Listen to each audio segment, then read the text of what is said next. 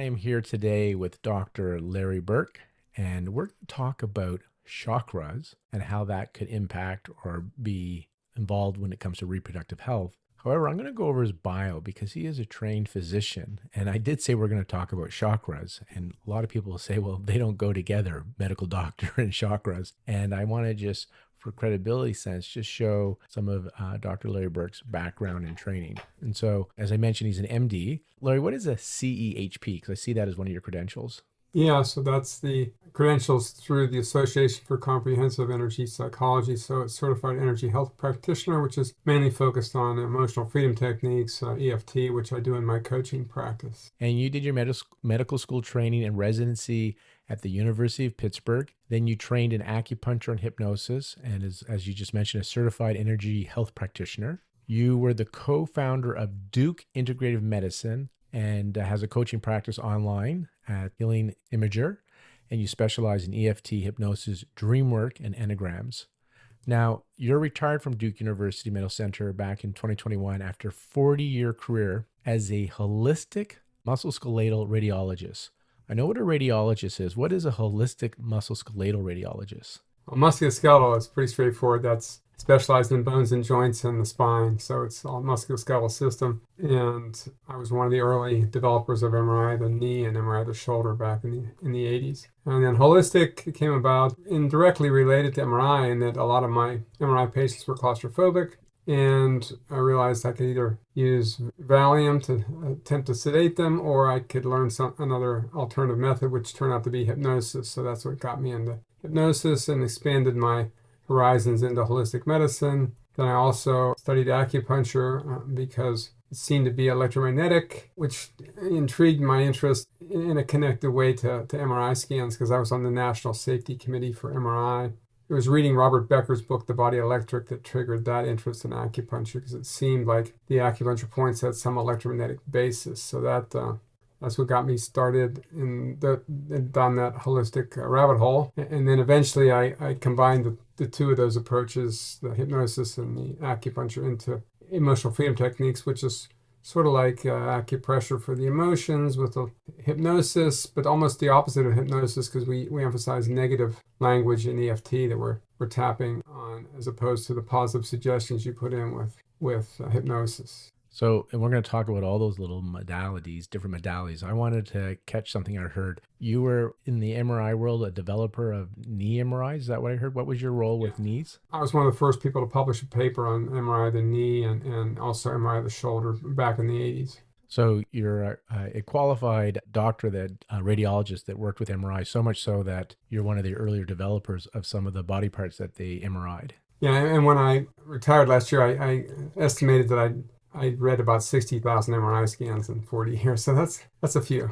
Okay. And you got interested in acupuncture because of its electrical magnetic impact that you understood from Robert Becker's book. I think that was the Body Electric book he wrote. And MRIs is that also electromagnetic? Is that what you're looking at when you're reading radiology? Are you looking at energy, basically? Yeah, well, you put people in a strong magnetic field, first of all, and then you send radio frequencies into their body that gets absorbed by the hydrogen protons in the fat and water molecules, and then but that absorption just takes place very briefly. It's completely reversible. It doesn't cause any damage like an X-ray would, and then it gets sent back out of the body into the antenna, and the antenna picks it up, and then the computer processing makes a picture out of it.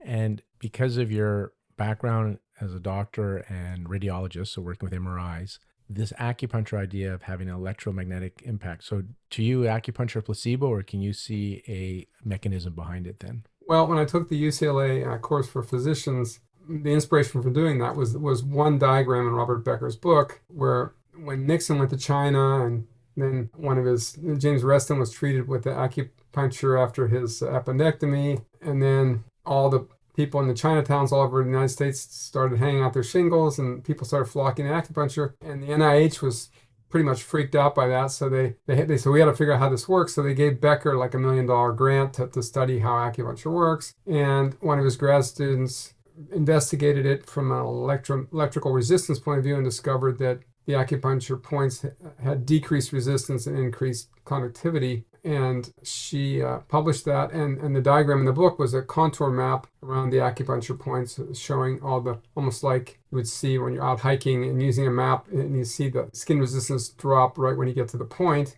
And of course, the ancient Chinese sages knew that for thousands of years, long before we had any equipment to measure it. But in the course, we were also bought a point finder, which would beep when you went over the points. And Becker's subtitle for that picture was, "This gives acupuncture an objective basis in reality." And that's when I thought, oh, acupuncture is real. Nice. And you're also an author. You've written 2 books. The first one is Let Magic Happen, Adventures in Healing with a Holistic Radiologist. That was back in 2012. And then you also gave a TED Talk in 2016 on cancer warning dreams that save your life. So I know you do some dream work. And then the other book was 2018, where you said dreams that can save your life, early warning signs of cancer and other diseases. Now, with that background, when you talk about chakras, I think for the audience, some are going to be familiar with it and some are going to be, what is a chakra? Can you kind of give us an idea of what the chakras are, how you're understanding them, and then maybe we'll go from there? Well, I guess as a point of reference, I met Carolyn Myss, the medical intuitive, in 1990, and I read her book, Anatomy of the Spirit. And that was really one of my first introductions to the concept of chakras. And she goes through each of the 7 energy centers of the body, which all have Sanskrit names from the Hindu sort of energetic concepts of the body.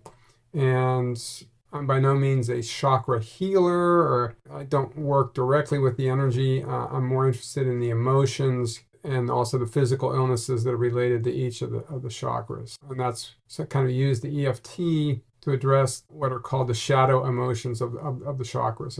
And that correlates pretty well with the possible disease processes that occur in those areas.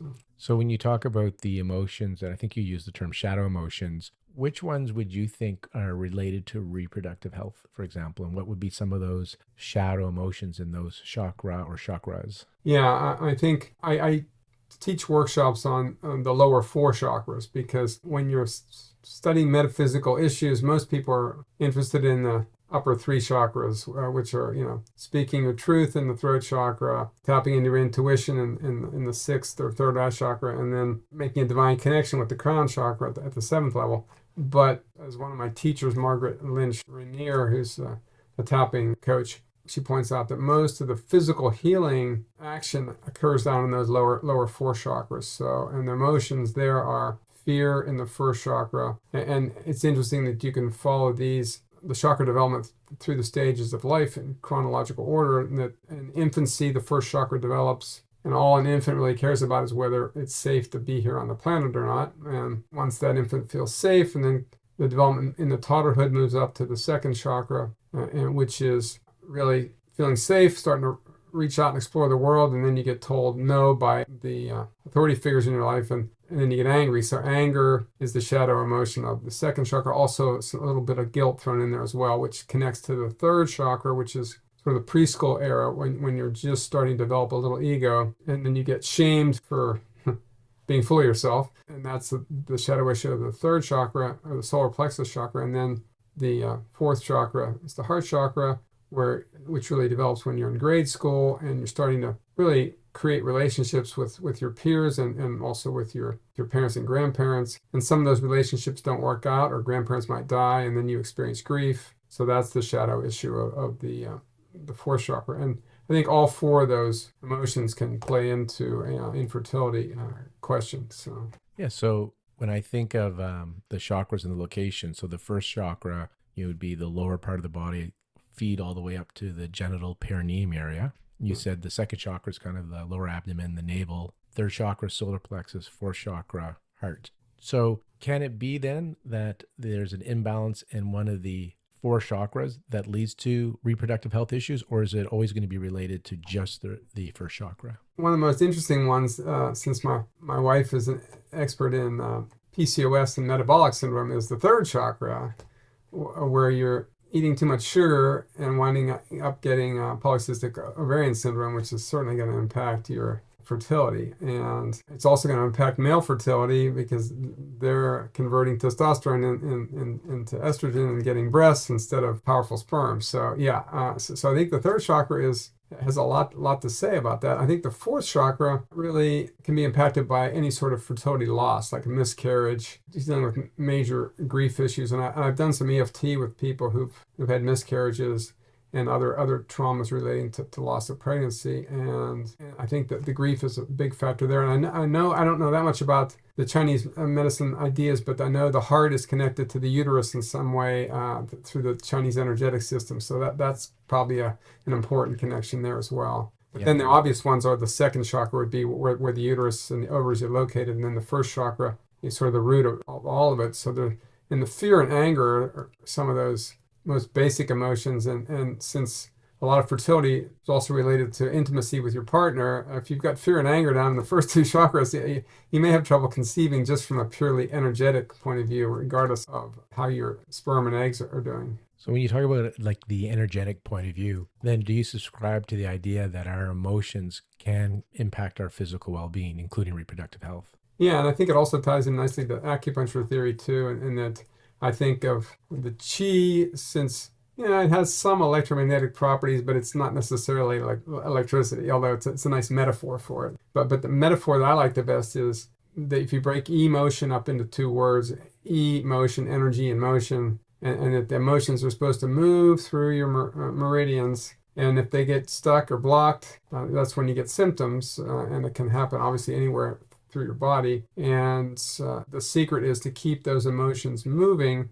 And there's a wonderful poem that we use in the mindfulness meditation trainings called The Guest House by Rumi. And it's one of his most famous poems. And if you just Google Guest House Rumi, you'll find it. And it's really his guide to emotional management, where he says, this being human is like a guest house. You get visited by all these different emotions, basically, but these different visitors. It could be a terrible grief, frightful terror, a terrific anger, or whatever it is. He said, welcome them all in, because you don't know what they're preparing you for next.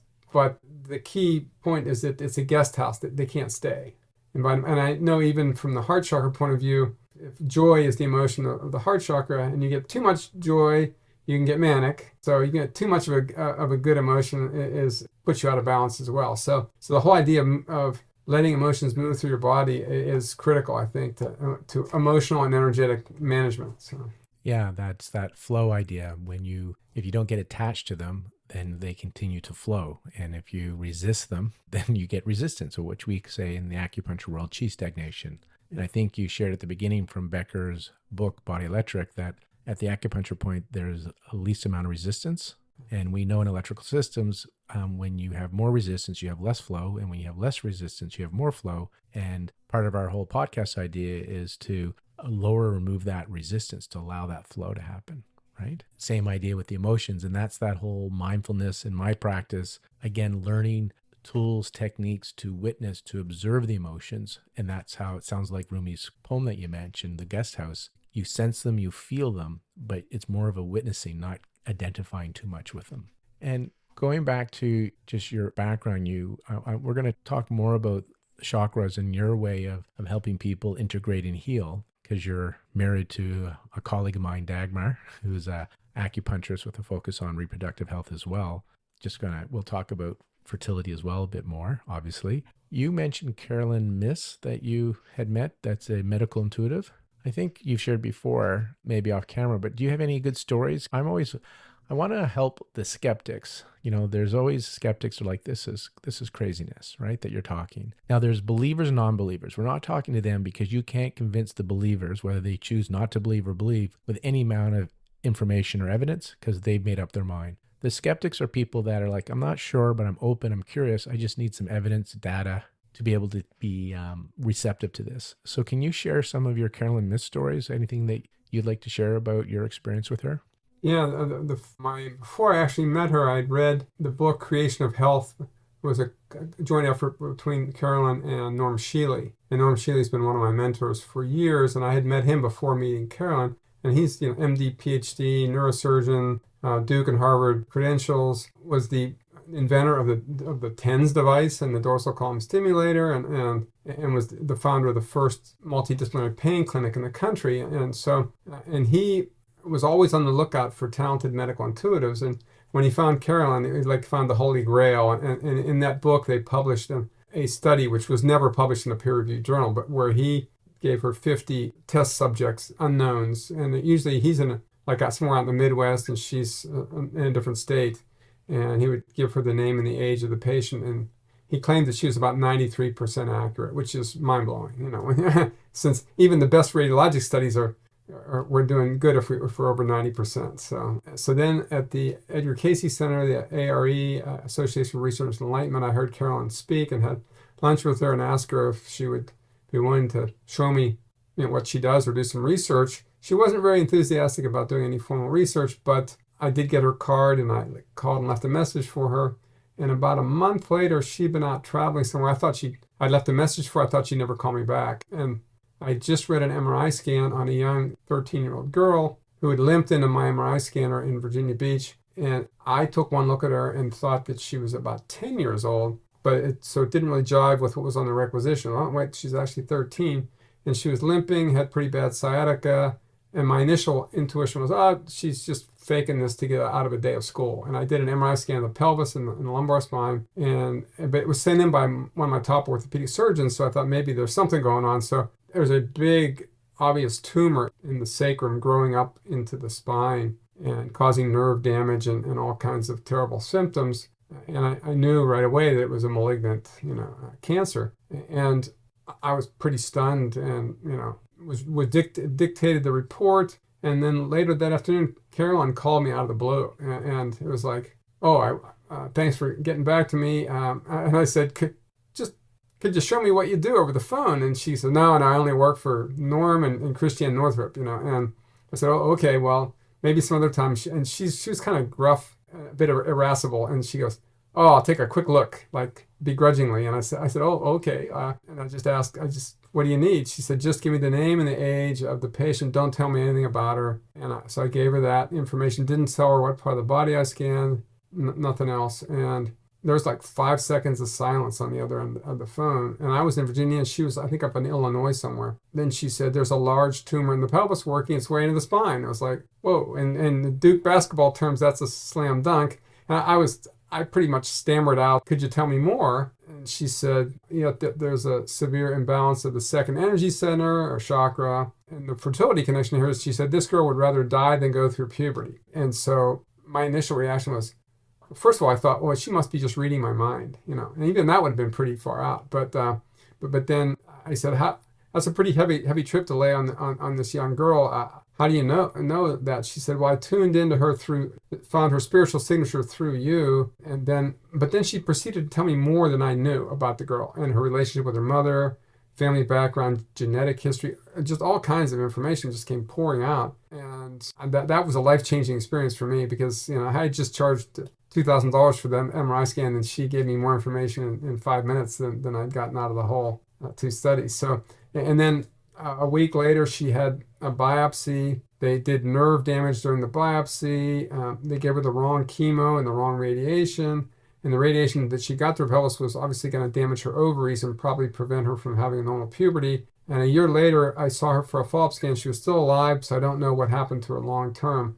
But what happened to me was that that shook up my paradigm, my worldview in a rather large way, and it made me take the chakras a lot more seriously, and also put me on a quest. I've since worked with dozens of medical intuitives, and some are better than others. None of them quite compared to Carolyn, but there is now actually a medical intuition training program in California run by Wendy Coulter, and she's actually written a book on medical intuition, and she's certifying medical intuitives now, which Norm and Carolyn attempted to do like 15 years ago when I was on the American Board of Scientific Medical Intuition, but they only certified one person successfully.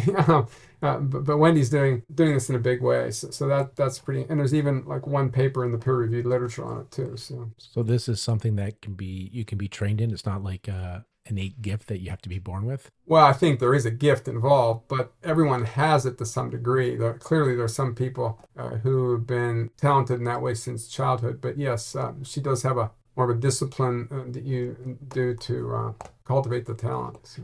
And your paradigm shift, I mean, with Caroline Myss diagnosing like an MRI, better than an MRI, through just tapping into, you said it's some type of energetic spiritual signature of the young patient, because your background as a medical doctor and a radiologist would be a very materialistic view.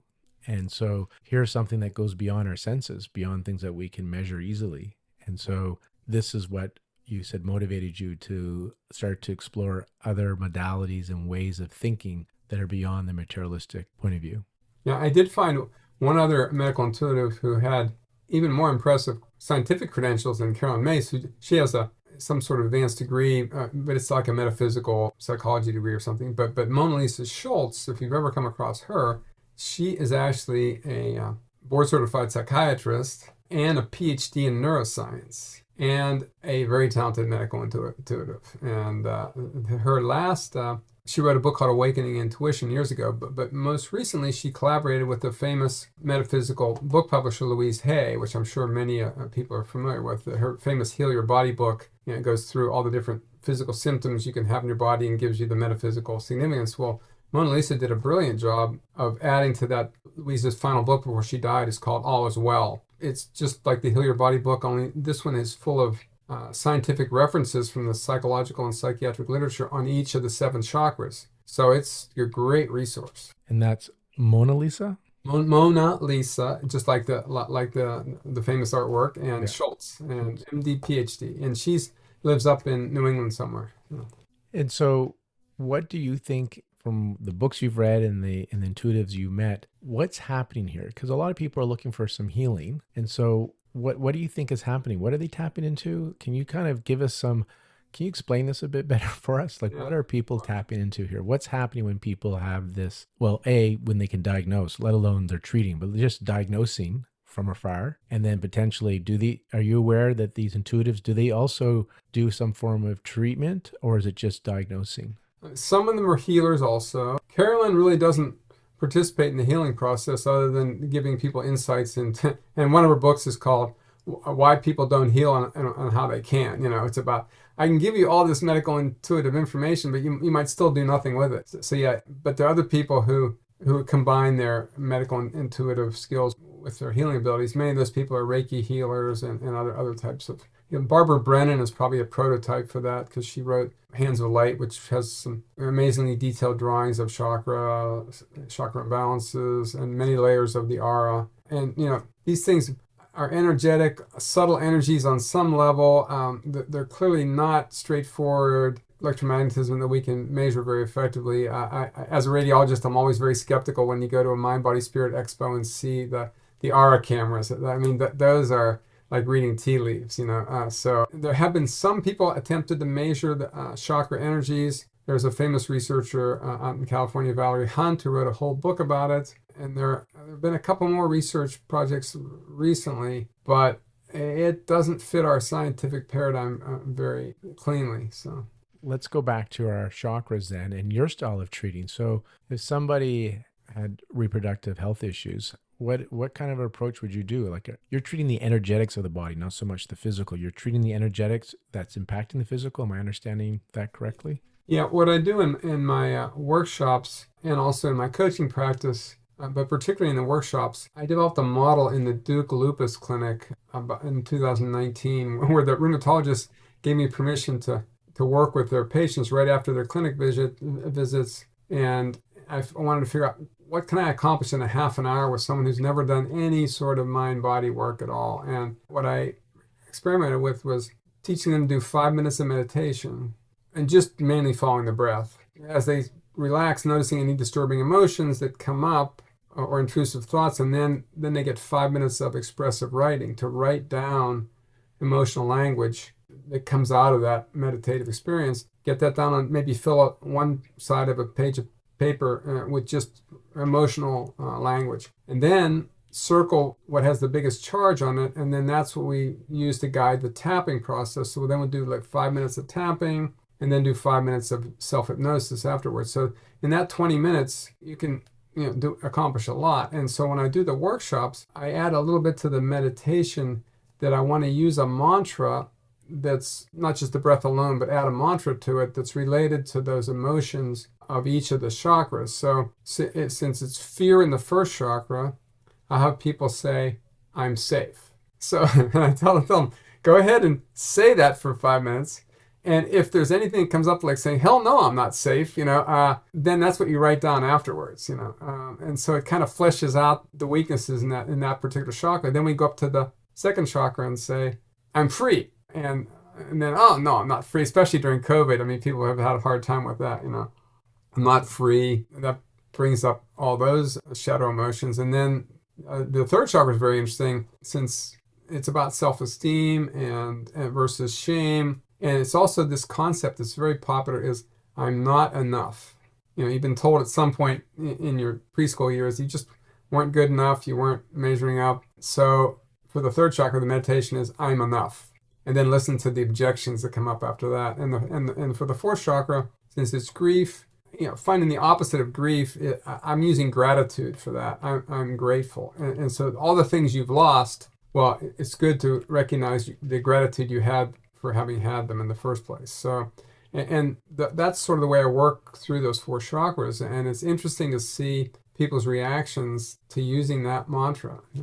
And we both really like the tapping, the emotional freedom technique. And for our listeners, we have a podcast on the Conscious Fertility podcast with Dr. Peta Stapleton, which I know you're colleagues and good friends with, where we go into much more detail. But as Larry mentioned earlier, you start on the negative emotion. So my listeners are aware of my approach, notice, accept, choose again, right? We surrender and accept that feeling rather than resist it, because what you resist persists. We start to observe it, and the tapping technique does have a way to, I'll use the word loosely, neutralize it or integrate it. And I always say paradoxically, once you accept what is, which I love using EFT for, then paradoxically the C stands for in the NAC, choose again. What do you want to feel? And there's your mantras. I am safe for chakra number 1. I am free number 2. I am enough for 3. And I'm grateful, or I would even I'm lovable, right? Because the heart chakra.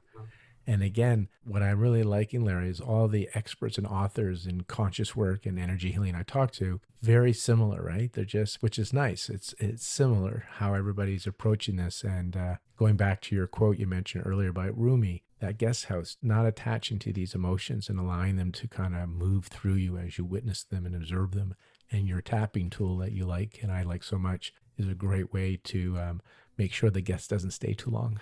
Yeah, and the other thing that I do use almost always with my clients is a metaphor for what's going on with tapping. Because everyone says, oh, how does it work? I said, every trauma that you have in your whole life is like a malware program that gets downloaded into your acupuncture meridians and your nervous system. And it's some of that's stored in the body, but it's also uploaded through your nervous system into your limbic system in the brain, which is where all your emotional processing occurs. And there's a file up there for every bad thing that ever happened to you. And there in the file, there's a story, there's a picture, and then there's this malware program. And everybody pretty much knows what a malware program is these days. It's something that got downloaded in your system that you didn't ask for, And so all we do with the tapping process is identify that file name and then repeat the file name over and over again, causing the program to start to run and giving your body kind of an energetic flashback.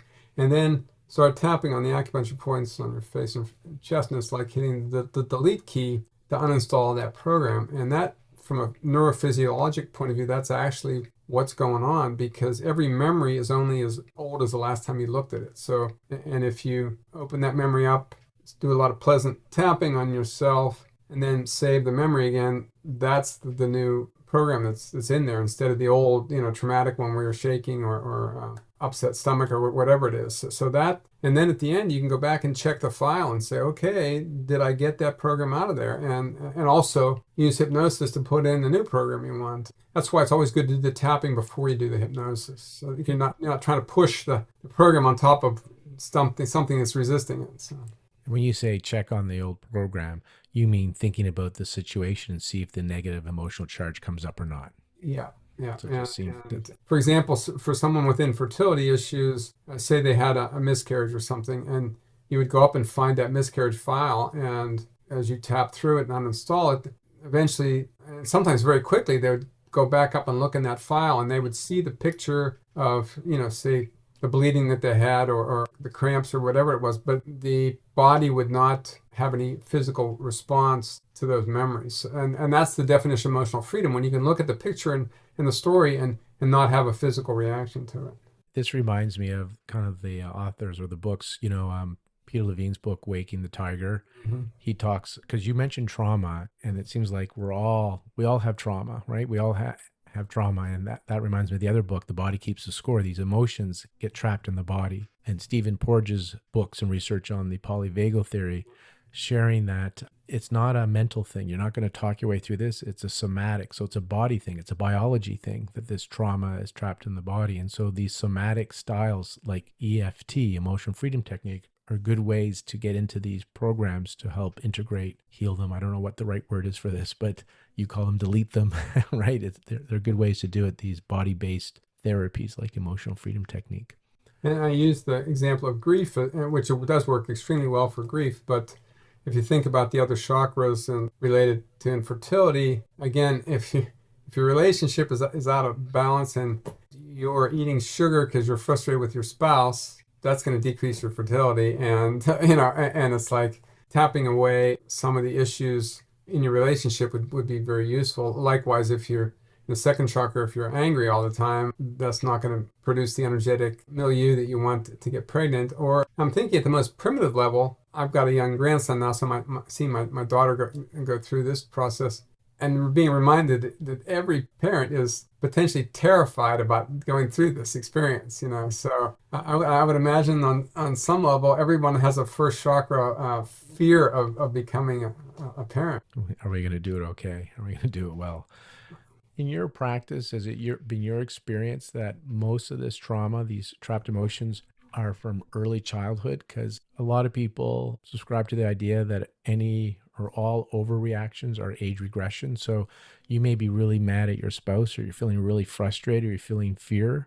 Like even the miscarriage can bring up fear and grief and trauma. Do you subscribe, or is it your clinical experience that is something that's happening now that's activating an old negative charge? Or do you think a lot of these things are, no, they're fresh, they're new? Yeah, I mean, usually when I'm working with someone with a current trauma, like just had a car accident or something, or use it for fertility, just had a miscarriage or something, I always ask people, well, what does that remind you of?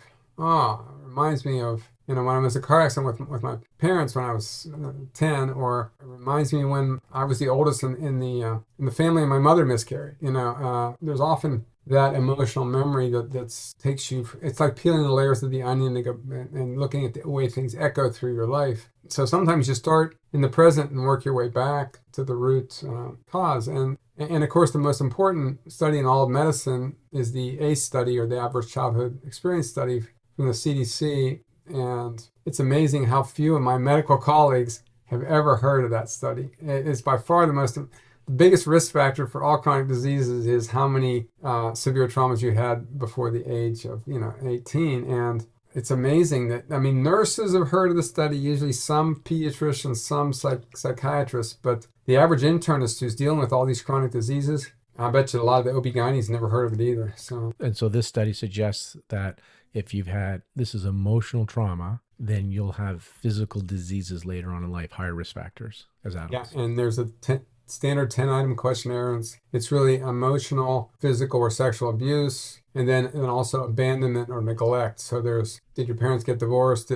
Will you ever go without food or clothes? Did anyone in your family go to jail? Anyone have an addiction problem? And those are the 10 that they focus on. But when you really think about it, there are additional traumas that people accumulate. And the big ones, for me, I know in my life, were medical traumas, like having had procedures when I was young and things like that. And that leaves, and especially if it occurs before you have any language. So those have repercussions.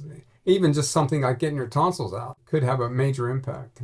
Yeah, and Waking the Tiger, the book we mentioned earlier by Peter Levine, I think it's in his book where he talks about adults they're being worked with, and then when they're regressed, the memory of them as children, infants, having surgery, on a cold table, being held down, no language, a scary mask. So we're not aware of it. The doctors are doing things in the best interest, best intention. However, these children, a lot of these people are being traumatized from these life-saving procedures. And you talked about, so I'm making a point here that I think all of us probably have trauma trapped in our body that we may not even be aware of. And it also reminds me that some of us are more sensitive than others born that way. And so that abandonment issue, some people in my practice, when we regress back to a memory, the memory is that they were picked up late from daycare.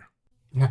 right? And Something that was an simple like so that. and they're sensitive. They're just very, some children not an issue, but some children they're so sensitive. And in my experience, you had mentioned that their mother might have had a miscarriage or they had a car accident and they earlier had a car accident. I often trace back and find that it's not the story that has to be on track, on theme, it's the emotion. So if they have incredible fear, you trace back the emotion fear, and it can be a totally different narrative story when they're younger, but the feeling's the same. And so I don't even look for the story to have any similarities. I'm just following the feeling because that's what I'm looking to help integrate or discharge from the body. Again, borrowing from Peter Levine, I just reread him, so he's on top of mind. Yeah. The body's constantly wanting to discharge this, and we have that neocortex that stops us. And so we're always finding ways to reactivate the trauma so we can deal with it unintentionally, unconsciously. And I like what you're doing with your work because you are consciously in a safe place, activating it. As you said, you bring up the negative emotion while you tap on it. So you're activating it and now giving the body the opportunity to integrate and discharge this, which so it doesn't have to stay in the tissues. And the other thing that's pretty interesting that happens on occasion is someone doesn't really have much recall of what went on in childhood. Some people have completely repressed it. And sometimes it emerges just through the tapping process. They'll have these aha moments like, oh, I remember that. And I've had other client recently who had her memories of sexual abuse emerge in a dream that she had no conscious awareness of, and boom, the dream just laid it out for her. And that's one of the reasons I do dream work, is because sometimes you get the answers that you're seeking from that aspect of your subconscious. And I generally say that often these things come in awareness in dreams first, and then if for some reason you don't pay attention to your dreams, you don't remember them, then eventually it'll manifest as a physical symptom. It's like the subconscious has a way of communicating with you one way or another, either through the dream work or through your physical symptoms. And it's a lot easier if you do it in the dream work, you don't have to pay the physical price for it. So. Can you give an example of somebody that you know of where they had a dream? And because I know you've written a book on this topic, so I'm sure you have several, just how they got a message in their dream and how it saved their life. Yeah, there are quite a number of women in my book who had breast cancer that was not clinically obvious. There was no lump, there was no symptoms. And then they had a dream basically instructing them to go get a mammogram. And that's shocking to realize that they actually picked that up before the doctor even knew. And there are even, this is pretty extreme. There are examples in my book of women who had the compelling dream, went in for their mammogram, and they were told, that's normal. And one of the women insisted on getting an ultrasound, and the radiologist didn't want to, but when they finally agreed reluctantly and put the probe on the breast right where the woman saw it in the dream, boom, there's the cancer, and the radiologist was shocked. But there are even more extreme examples of, and I give one example of this in my TED Talk. One of the women had compelling dream, but the mammogram was normal, the ultrasound was normal. And somehow she found a doctor open-minded enough, he was going to do a biopsy based on the dream alone. And that, you don't find many surgeons are going to do that. But he wound up just saying, okay, well, here's a magic marker. Put a dot on your breast where you think it is, even though there's no lump and no symptom, but just where the dream show it. So she puts a dot on. He takes the needle out and he just does the biopsy. He hits a hard mass deep in the breast that didn't show up on any of the studies. And I mean, that kind of story is mind-boggling when you think about it. And did you have one around pregnancy or fertility, dream-wise? I think you might have had a... Oh yeah. And one of my the pregnancy dream was actually postmenopausal woman who dreamed she was pregnant. And she said, well, that's impossible. It must be a metaphor for giving birth to a new creative project. But she's a very skilled dreamer, and she said, I better double check. I hope I don't have anything wrong with my uterus. And so she does a dream, and in the dream, the first dream is just like she's experiencing giving birth, but no more details than that. But in the second dream, she's taken her graveyard in Ireland and shown a headstone surrounded by daisies, and the dream voice says,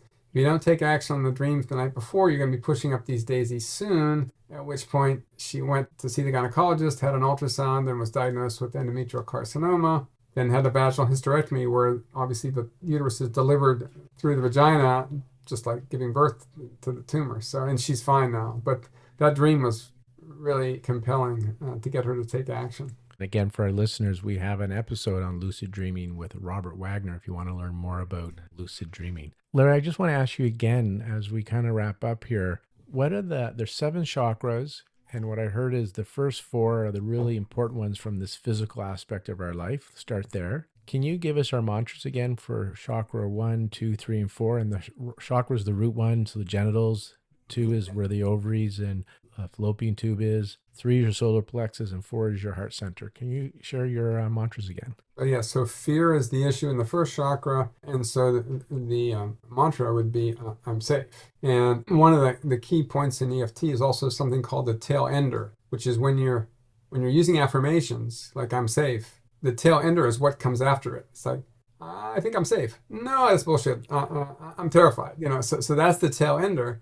And what you want to do with it, tapping is use an affirmation and then listen to see what comes afterwards. And then that's what you tap on. And then eventually you can clean up your affirmation by getting rid of that tail ender. Then when you finally say I'm safe and you actually believe it, then it has a healing impact. So the same thing with the second chakra where you're saying, as a toddler who just wants to be free, so I'm free is the phrase, and the opposite would be I'm angry about not being free. And then third chakra is the demon emotion is shame. And this also that language comes from Anna Dia Judith's book, Eastern Body, Western Mind, where it's correlating the chakras with Western psychology. And so that's the mantra is I'm enough, as opposed to my self-esteem is damaged and I'm not enough. And then the fourth chakra is I'm grateful for what I've had the privilege of experiencing, even though I may have lost it and be experiencing grief. So, all right. I want to thank you very much, Dr. Larry Burk. If you guys are interested in his books, his talks, his EFT,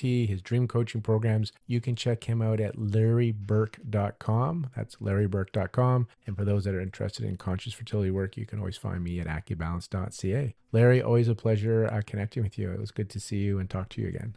Thanks, Lorne. And I encourage people to get their chakras aligned and balanced by doing the work of clearing all that trauma out of them. And as a bonus, I'll just say, when you get to the fifth chakra, which I don't usually include, speaking your truth is what you want, but lying to yourself is the shadow. Tell us the fifth. Let's do what the fifth one is. So lying to yourself, not speaking your truth. The sixth one, is trusting your intuition versus being basically deluded by perhaps delusions that you have that aren't true intuitions. And then, of course, the seventh is divine connection or the absence, feeling totally disconnected from that divine source. All right. That's Dr. Larry Burk, everybody, and you can find him at larryburk.com.